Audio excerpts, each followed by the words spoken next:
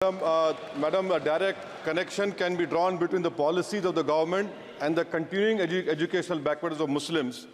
In both higher education and schooling, Muslims want to get formal education, but because of government apathy and negligence, Muslims drop out of the education system is sooner than children of any other community.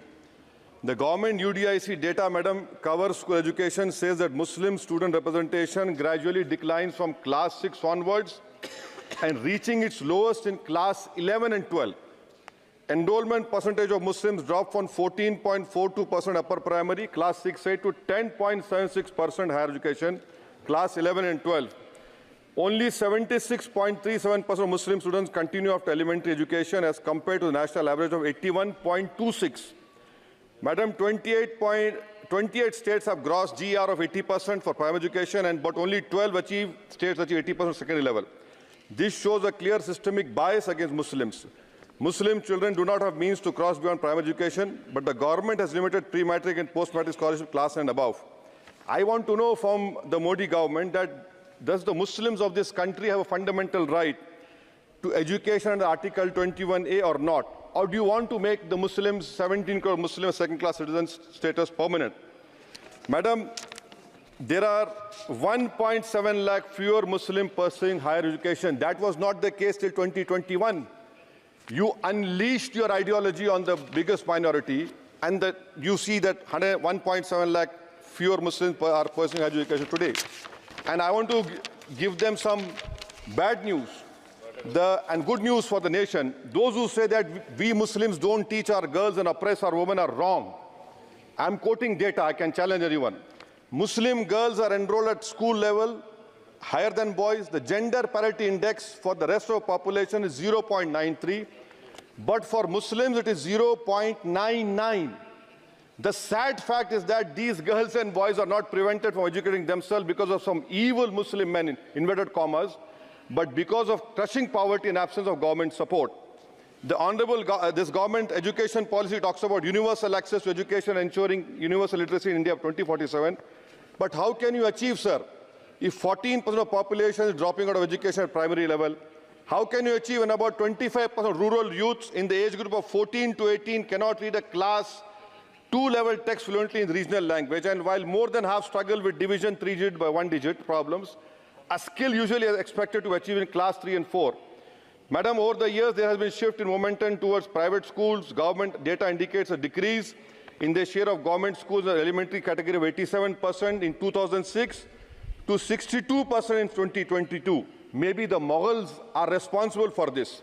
This means that the government has decided to leave the poorest Indians to for-profit schools and abandon the responsibility on the RT. Madam, for Kendra Vidyalaya, the government has allocated 9,030 crores, Navodaya Vidyalaya 15,800 crores. How is it that you have vacancy of 6,653 in teaching and non-teaching staff? Would you blame Babar for this? I'm sure you'll do that. In Navodaya Vidyalaya, 15,800 crores have been allocated, 4,675 vacancies are there. Sanctioned strength is 34,354. In Navodaya Vidyalaya and Kendra Vidyalaya, it is 56,703. You have passed a law 5 months ago about cheating, malpractices, but you are so great in implementing. It took you 5 months. Maybe you are waiting for the NEET paper to leak. That is what I can say. And I'll show the classic example of favoritism, madam, over here. Jamia Millia Islamia is allocated 3 lakh per student, Aligarh 3.9 lakh per student, and BHU gets 6.15 lakh per student. Why this favoritism?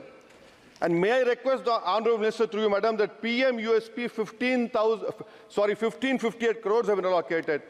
Please have some liberal mindedness, so that more Muslim students can get this. Your HIFA scheme, madam, HIFA scheme, 39,720 crores have been sanctioned for 103 institutions. 22 are IITs, 12 are AIMs. These people can pay back money. How can Jamia Millia and AMU pay back money? I don't know who has told you this. And more important, madam, 29% of graduates and above in India are unemployed. And half of them do low-skilled jobs. This is for you to understand. And may I come to Jamia Millia, madam?